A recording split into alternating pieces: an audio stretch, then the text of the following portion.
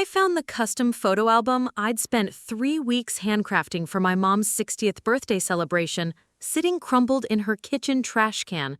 The cover I'd embossed with gold lettering ripped down the middle, pages scattered like worthless garbage.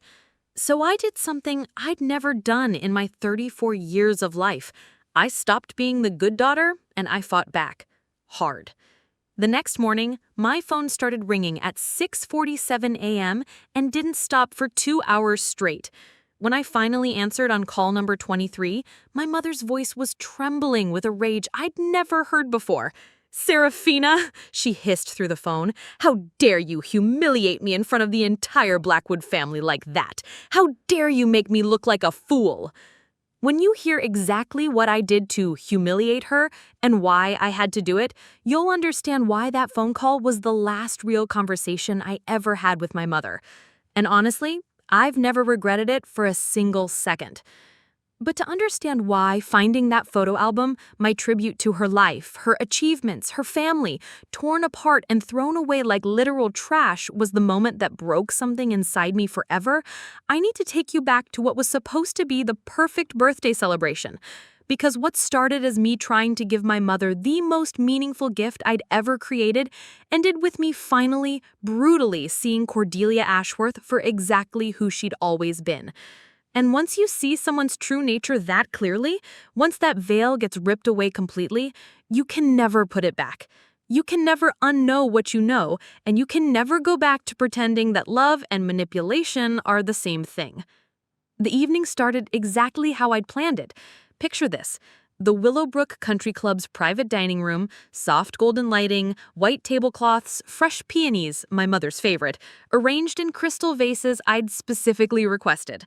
I'd booked the reservation 3 months in advance, sent handwritten invitations on cream cardstock to 15 family members, coordinated with the kitchen staff about my mother's dietary restrictions, even arranged for her favorite violinist to play during dinner. Every detail was perfect because that's what Cordelia Ashworth expected. That's what she'd trained me to deliver since I was old enough to understand that love in our family came with conditions, and those conditions always involved making her look good in front of other people.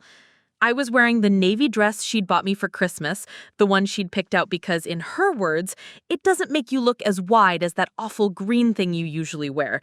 I'd spent 2 hours on my hair and makeup, not because I particularly cared, but because I knew she'd make comments if I didn't look put together enough for her standards.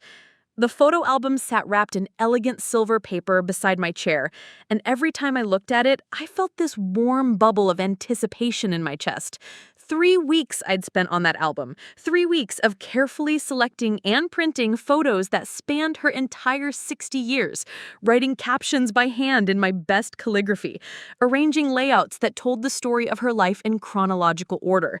There were pictures from her childhood in Hartford, where she grew up as the youngest of 4 daughters in what she always described as genteel poverty, too proud to admit they struggled, but too honest to pretend they didn't. Photos from her college years at Bryn Mawr Academy, where she met my father, looking radiant in her sorority formal dress. Their wedding pictures, where she looked like something out of a fairy tale in grandmother's lace dress.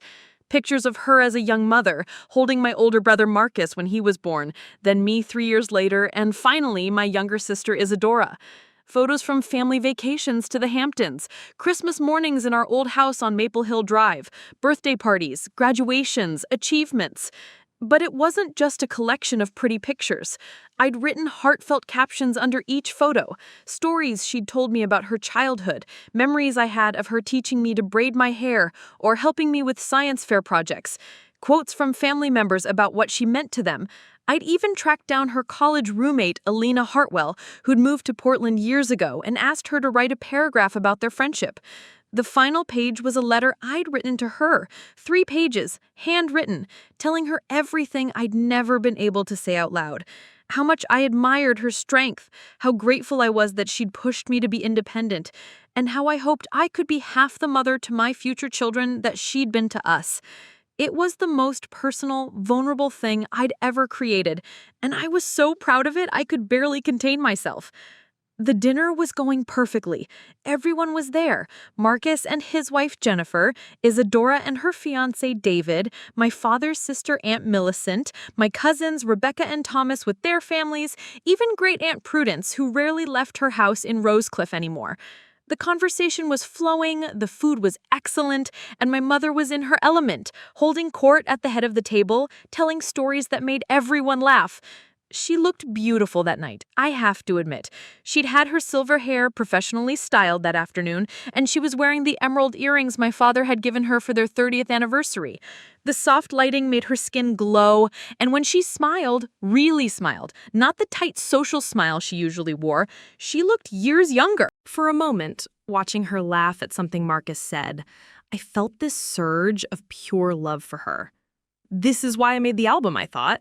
This is why I spent all those hours making it perfect.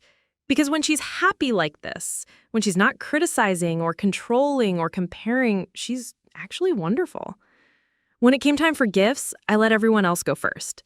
Marcus and Jennifer had gotten her a spa weekend at some luxury resort in the mountains. Isadora and David gave her a beautiful cashmere scarf and matching gloves. The cousins had pooled their money for an expensive bottle of wine from the year she was born. Each gift received polite thanks and appropriate enthusiasm. But I was waiting for my moment. I was waiting to see her face when she opened something that showed her how much thought, how much care, how much love had gone into it. I have one more gift, I said, standing up and retrieving the wrapped album from beside my chair. Mom, this is, well, it took me a while to put together, but I really hope you love it. She took the package with that gracious smile she reserved for public moments, the one that never quite reached her eyes. Oh, Seraphina, you didn't need to get me anything. You already organized this lovely dinner. But I could see curiosity flicker across her face as she felt the weight of it, the solid rectangular shape. She unwrapped it carefully, preserving the silver paper because that's the kind of person she is, waste nothing, keep everything neat, maintain appearances, even while opening gifts. When she saw the cover, her expression went completely blank for just a second. Then she opened it to the first page, and I watched her face as she took in the careful layout, the handwritten captions, the obvious time and effort that had gone into every detail.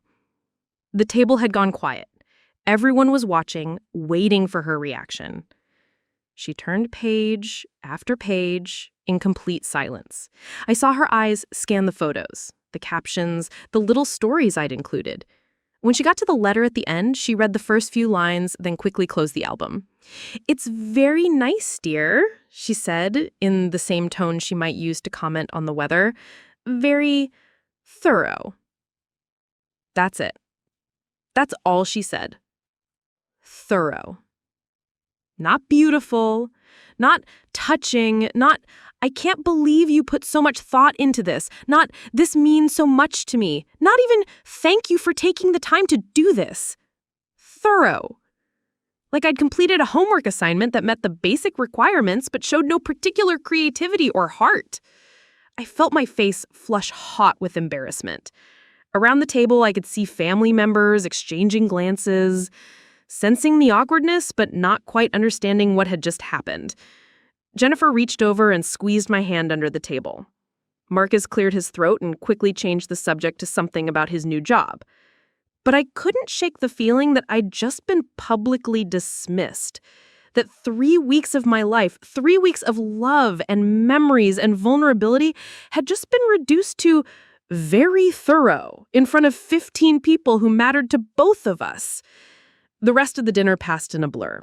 I smiled and nodded and made appropriate conversation, but inside I felt hollow, empty, like someone had reached into my chest and scooped out something essential. When the evening ended, everyone said their goodbyes with hugs and promises to get together soon. My mother thanked me for organizing everything, complimented the food, mentioned how nice it was to see everyone. She didn't mention the album again. I helped her carry her gifts to her car, the spa certificate, the scarf, the wine, a few other small items. The album sat on top of the pile, and I noticed she held it differently than the other gifts. More carefully, but also more distantly, like it might contaminate the things that actually mattered. "Thank you for dinner, Seraphina," she said as she arranged everything in her back seat. "It was a lovely evening. Very well organized." Well organized. There it was again. That bloodless, impersonal praise that somehow made me feel worse than criticism would have. "I'm glad you enjoyed it," I managed to say. "And I hope you I hope you like the album when you have a chance to really look through it properly." She paused for just a moment, her hand on the car door. "Yes, well, it's certainly very detailed. You've always been good at that sort of thing." That sort of thing? Like making photo albums was some peculiar hobby of mine that she couldn't quite understand but tolerated with bemused patience? I watched her drive away, her taillights disappearing around the corner of Willowbrook Avenue, and I felt this strange mix of disappointment and confusion. Had I expected too much? Was I being overly sensitive? Maybe she just wasn't good at showing emotion in public. Maybe she'd call me later when she had time to really look through it properly. Maybe. But even as I told myself that, some deeper part of me already knew the truth. I just wasn't ready to admit it yet. 2 days later, I still hadn't heard from her. Not a call, not a text, not even one of her usual emails forwarding me articles about interesting career opportunities for women in their 30s or reminders about posture and skincare routines. So I decided to stop by her house. She lived in the same Tudor-style home in Rosecliff Heights where I'd grown up, though she'd redecorated extensively after my father passed 5 years ago. Everything was cream and gold now, very elegant, very coordinated, very much designed to impress visitors rather than actually be lived in. I used my key. She'd given all 3 of us kids keys years ago, though we were expected to call before using them, except in emergencies, and called out as I entered. "Mom? It's Seraphina. I brought some of those lavender scones from Pemberton Bakery that you like." No answer. Her car was in the driveway, so I knew she was home. I walked through the living room, past the formal dining room where we'd eaten Sunday dinners throughout my childhood, toward the kitchen. That's where I saw it. The kitchen trash can, one of those tall stainless steel ones with the foot pedal that she'd bought to match her appliances, was overflowing. And right there on top, unmistakable even upside down and partially covered by coffee grounds and what looked like leftover salad, was the cover of my photo album. The gold lettering I'd so carefully applied by hand, Cordelia, A Life in Pictures, was torn right down the middle. For a second, I couldn't process what I was seeing. It was like my brain refused to accept the information my eyes were sending it. Because surely my mother hadn't thrown away the gift I'd spent 3 weeks making for her. Surely there was some explanation. Maybe it had been damaged somehow and she was going to ask me to help fix it. Maybe she'd spilled something on it and thrown it away because she was embarrassed. But as I stood there, staring into that trash can, I could see it wasn't just the cover. Pages were torn and scattered throughout the garbage. Photos I'd carefully selected and printed were mixed in with banana peels and used tissues. The letter I'd written, those 3 handwritten pages where I'd opened my heart completely, was wadded up like scratch paper. And that's when I heard footsteps behind me. Seraphina. My mother's voice. Surprised, but not particularly pleased. "I didn't hear you come in. You should have called first." I turned around slowly, and there she was, in the kitchen doorway, perfectly put together as always in cream slacks and a silk blouse, her silver hair styled, her makeup flawless even though she was just home alone on a Wednesday afternoon. "I brought scones," I said stupidly, holding up the bakery bag like it was a shield. "How thoughtful," she said. But her eyes had already moved to the trash can, and I saw something flicker across her face.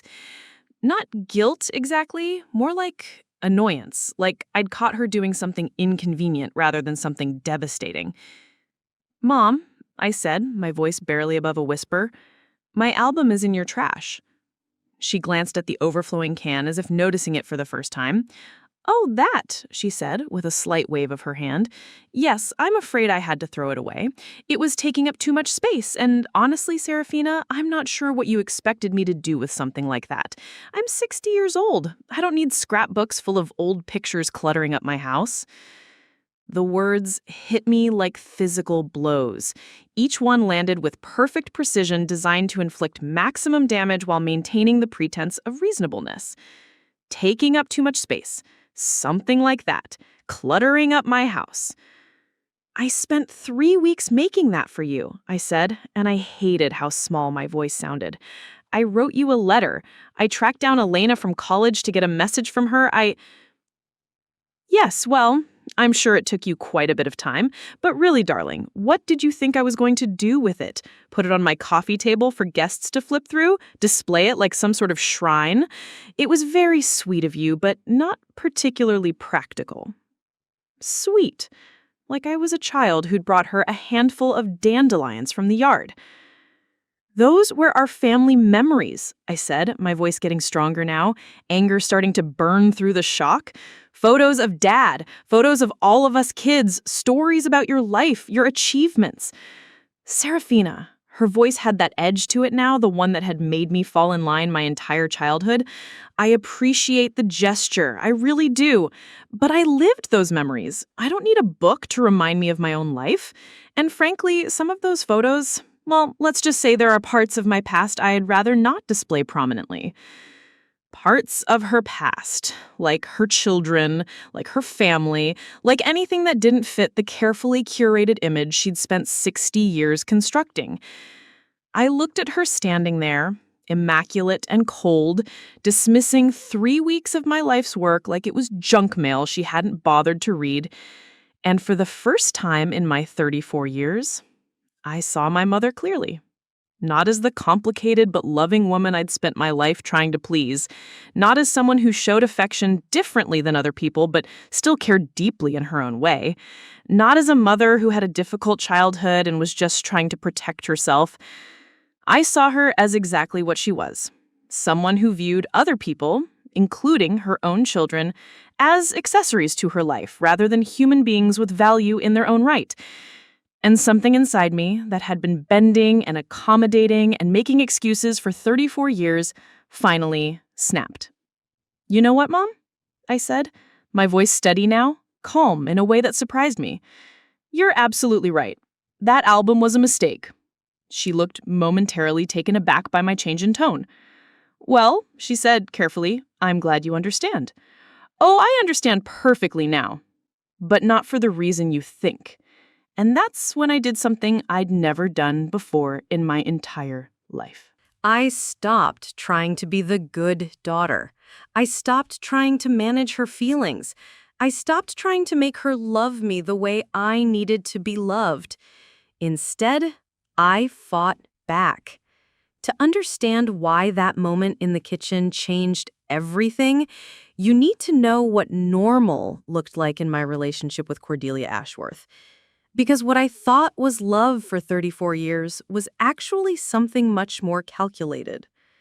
Growing up in the Ashworth household meant living by unspoken rules that everyone understood, but no one discussed. Rule number 1, mother's image came first. Always. Rule number 2, love was earned through performance. And rule number 3, questioning the first 2 rules meant you didn't understand how families worked. My childhood in Rosecliff Heights looked perfect from the outside. Beautiful Tudor house with the perfectly manicured lawn, family photos and matching outfits displayed prominently in the living room, Christmas cards that arrived precisely on December 15th every year, featuring all 3 children smiling in coordinated sweaters. But inside that picture-perfect house, affection came with conditions that shifted like quicksand. One week, Mom would praise me for getting straight A's and call me my little scholar. And the next week, she'd criticize me for being too serious and suggest I needed to work on being more socially graceful, like my sister Isadora. Isadora was everything I wasn't. Naturally charming, effortlessly pretty, the kind of person who could walk into a room and have everyone gravitating toward her within minutes. She was Mom's favorite. Though Cordelia would never admit it outright, instead she'd make comments like, Isadora just has such a natural way with people, or some children are born with social gifts. Marcus, being the oldest and only son, had his own protected status. He was the heir, the one who would carry on the family name, the golden child who could do no wrong even when he crashed Dad's car junior year or got suspended for cheating on his SATs. That left me in the middle. Not charming enough to be the favorite, not male enough to be the heir, but responsible enough to be useful.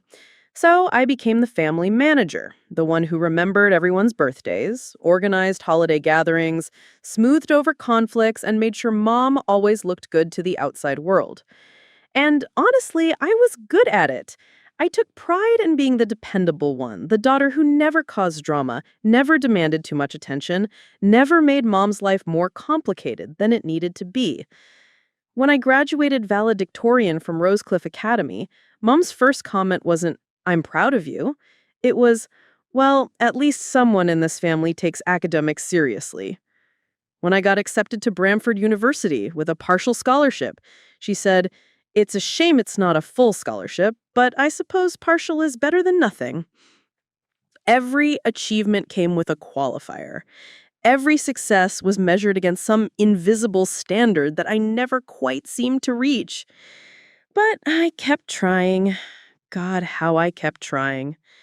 Through college, I called home every Sunday at exactly 2 p.m. because that's when it was convenient for her schedule. I sent flowers on Mother's Day, Valentine's Day, and her birthday without fail. When I graduated with honors and landed my first job at Morrison & Associates marketing firm, I immediately started sending her articles about my company's successes, hoping she'd feel proud to tell her friends what her daughter did for work. In my 20s, I organized every family holiday.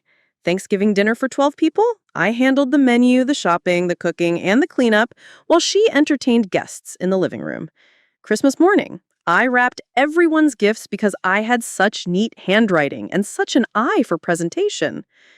When Dad got sick 5 years ago, I was the one who researched treatment options, coordinated with doctors, and took time off work to drive him to appointments. Mom was too emotional to handle the medical details, so naturally it fell to me. After he passed, I spent weeks helping her sort through his belongings, update insurance policies, and figure out financial arrangements. I painted the guest bedroom, helped her choose new furniture, and listened to hours of her complaints about how lonely the house felt without him. Through all of this, I told myself we had a close relationship. Different from other mothers and daughters, maybe, but meaningful in our own way. She needed me. She relied on me. That had to count for something, right? I convinced myself that her criticism was just her way of pushing me to be better, that her lack of emotional warmth was just her personality. Some people weren't naturally affectionate. That her constant comparisons to Isadora were meant to motivate me, not diminish me. I made excuses for every slight, rationalized every disappointment, and filled in the gaps with my own desperate need to believe that underneath her cool exterior, my mother loved me as much as I loved her. The photo album was supposed to be my proof, to her and to myself, that our relationship meant something. That all those years of trying to earn her approval, all those holidays I'd organized and crises I'd managed and feelings I'd swallowed had built something real between us. Standing in her kitchen, staring at my heart scattered amongst the coffee grounds and banana peels, I realized I'd been wrong about everything. And that's when I decided to stop being wrong. Standing there in her pristine kitchen, surrounded by the wreckage of my feelings, I made a choice that surprised even me. Instead of crying, instead of apologizing for bothering her, instead of quietly gathering up the pieces of my torn-up album and slinking away like I'd done 1,000 times before, I pulled out my phone. "What are you doing?" Mom asked, her voice sharp with suspicion. "Calling Marcus," I said, scrolling to his number, "and Isadora, and Aunt Millicent, and every single person who was at your birthday dinner. Her face went pale. Seraphina, don't be ridiculous. They're going to want to know what you really thought of the celebration they all contributed to, how you really felt about the family memories they shared, how their thoughtful niece's 3-week project ended up in your garbage can.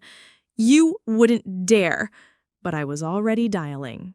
For the first time in my life, I was about to stop protecting Cordelia Ashworth's carefully constructed image. Watch me, I said as Marcus picked up the phone.